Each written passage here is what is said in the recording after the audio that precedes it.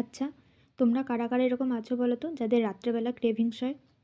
কালকে রাত্রেবেলায় আমি আর বোন দুজন মিলে ঠিক করি ভূতের সিনেমা দেখব। আর সিনেমা দেখতে দেখতে কিছু না খেলে কি চলে? তাই যেমন ভাবা তেমন কাজ। রাত তখন 1:30 বাজে।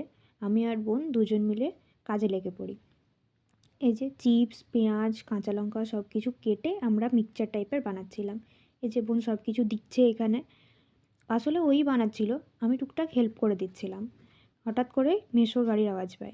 মেসো তখন কাজের জন্য বাইরে ছিল, মাসিরা সবাই শুয়ে পড়েছিল, কিন্তু মেসো বাইরে ছিল। হঠাৎ করে যখন মেসোর বাইকের আওয়াজ পাই, তখন আমরা লাইট বন্ধ করে দিয়ে চলে যাই। লাইট বন্ধ করে রুমে চলে যাই। আবার রুম থেকে প্রায় 20 মিনিট পর বেরিয়ে আসি।